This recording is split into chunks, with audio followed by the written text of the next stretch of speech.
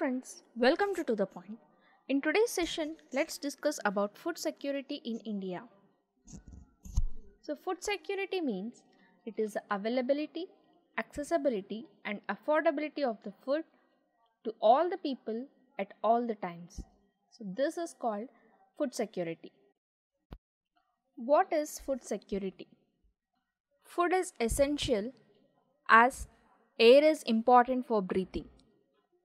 But food security means something more than getting 2 square meals. So food security, it has 3 dimensions. They are availability of food, accessibility and affordability of food. Availability of food means food production within the country, food imports and the previous year's stock stored in the government granaries. It is called availability of food.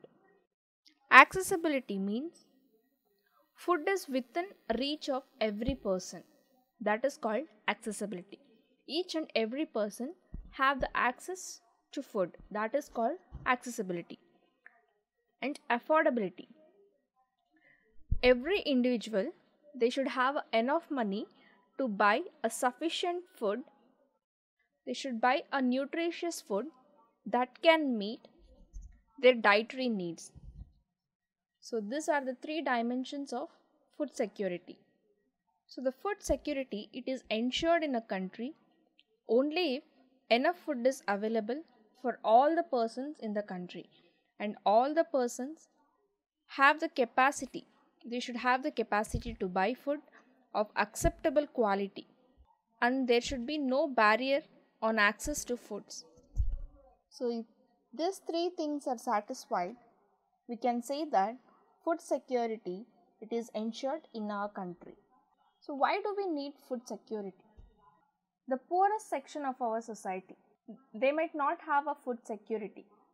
They might face food insecure most of the times. While the persons, those who are above the poverty line also, they face food security. When the country faces a national disaster or a calamity like earthquake, drought, food and so on. So at that time, even the people, those who can afford it, they can't purchase the food because there is no availability of grains. In the year 1970s, food security, it was understood as the availability of food at all the times of adequate supply of basic foodstuffs. So this was called food security in the year 1970.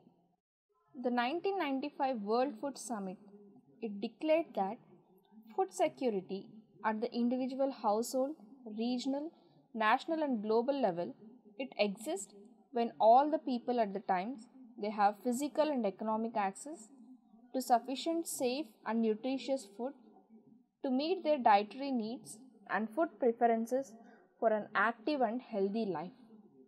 This statement was declared by World Food Summit. How is food security affected during a calamity? Due to natural calamity, let's say drought, the total production of food grain decreases and it creates a shortage of food in the affected areas. And due to this shortage of food, the prices of the food goes up. So when the prices are higher, many people, they can't afford to purchase the food. If such type of calamities occurs in a very large area over a long period of time, then it may cause a situation of starvation. A massive starvation, it may take a turn of famine. So what is this famine? So this famine means it is characterized by widespread deaths due to starvation and epidemics, and that is caused by forced use of contaminated water. So if the water is not proper, it is contaminated, but the people don't have pure potable water to drink or to wash the clothes or utensils, etc. They are forced to take this contaminated water. Or when there is a shortage of food, the people take the leftover food, that is, which is decayed food and all. They don't like to waste it. In that case, They consume the people consume contaminated water or decaying food. So in this situation, the people lose their resistant power and they become very weak from starvation. So the most devastating famine that occurred in India was the famine of Bengal in the year 1943. So this famine, it killed nearly 30 lakh people in the province of Bengal. So nothing like the Bengal famine has happened in India again, but it is a disturbing note even today. Who are food insecure? A large section of people suffer from food and nutritional insecurity in India. And the worst affected groups are the landless people with little land or no land at all, and the people who depend on traditional artisans, providers of traditional services, and petty self employed workers, including the beggars. These people have food insecurity.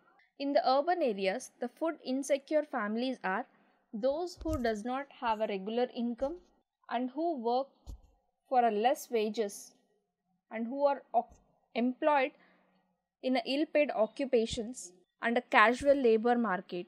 So these are the affected people. So these workers, they are largely engaged in seasonal activities. As I said, they don't have a regular job and also they are paid very less wages. The social composition along with the inability to buy food, it also plays a role in food insecurity. The SCs, STs and some other sections of OBCs, these are lower caste among them, who have either poor land base or who have very low land productivity, they are prone to food insecurity. And also the people who have affected from natural disasters and who have migrated to other areas in search of work, these people are the most food insecure people. According to National Health and Family Survey NHFS, the number of such women and children is approximately 11 crore. 11 crore women and children, they don't have a food security. Hunger is another aspect that indicates food insecurity. So hunger is not just an expression of poverty, it brings about poverty. The attainment of the food security, it involves eliminating current hunger and it reduces the risk of future hunger.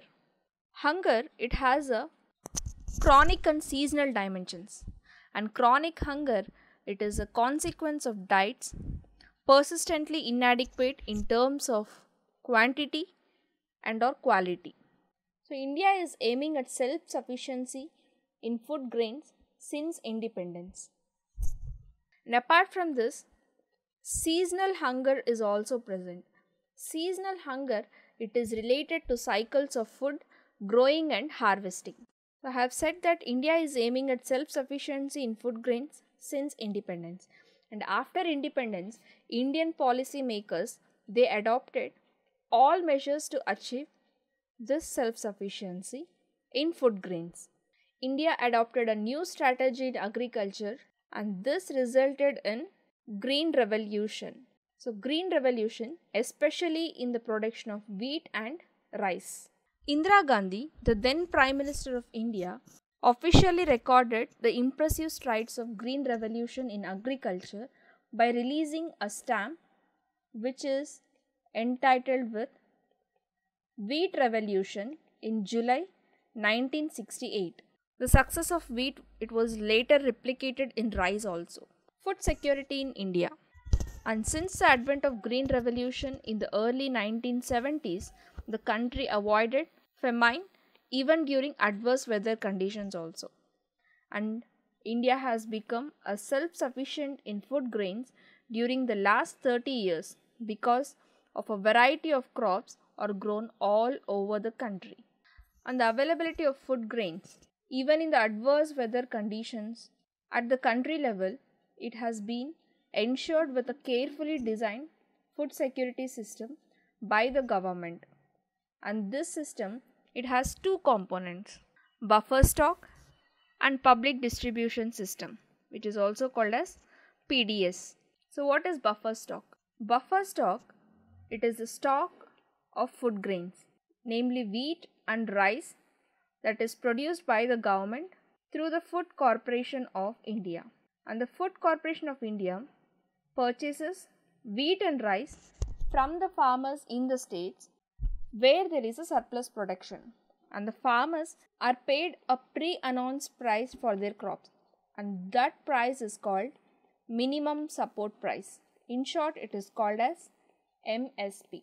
The minimum support price, that is MSP, it is declared by the government every year, and this price is declared before the sowing season.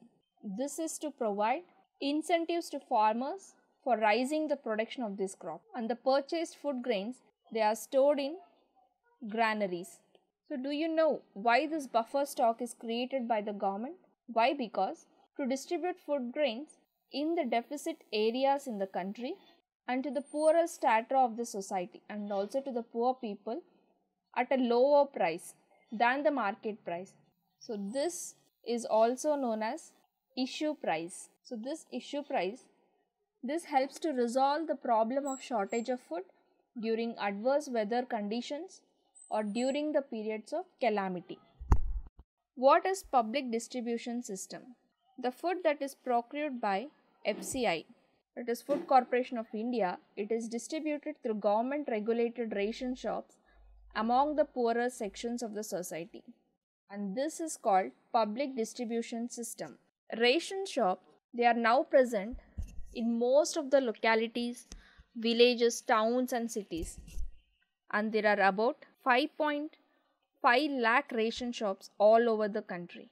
And ration shops, it is also known as fair price shops. They keep the stock of food grains, sugar and kerosene for cooking, and these items, they are sold to people at a price lower than the market price, and any family with ration card, they can buy a stipulated amount of this item. And nowadays even sugar, oil, salt and soaps for washing the clothes is also being given by the government.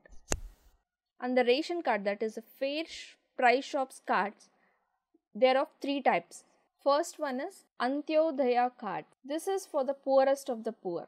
And next is BPL cards for the below poverty line people. And there is a APL card for all the other people. The National Food Security Act 2013. So this act provides for food and nutritional security life at an affordable price, and it enables people to live a life with dignity. So under this act, 75% of the rural population and 50% of the urban population, they have been categorized as eligible households for food security. So what is the role of cooperatives in food security? Cooperatives, they are also playing an important role in food security, especially in southern and western parts of our country. The cooperative societies, they set up shops to sell low priced goods to the poor people.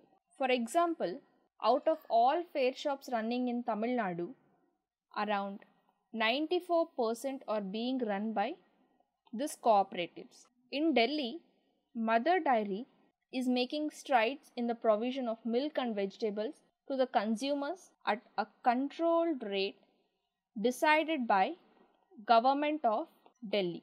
And Amul, it is another success story of cooperatives in milk and milk products from Gujarat. So this Amul, it has brought white revolution in the country, and these are the examples of the cooperatives that are running in different parts of our country. And this, it also ensures food security of different sections of the society. So in Maharashtra, ADS, that is Academy of Development Science, it has been facilitated a network of NGOs for setting up grain banks in different regions. And this ADS, it organizes training and capacity building programs on food security for NGOs. And the grain banks, they are slowly taking a shape in different parts of Maharashtra. And ADS efforts to set up a grain banks to facilitate replication through other NGOs. The ADS Grain Bank program, it is acknowledged as a successful and innovative food security intervention. See you all in the next session with some other interesting topic. Thank you.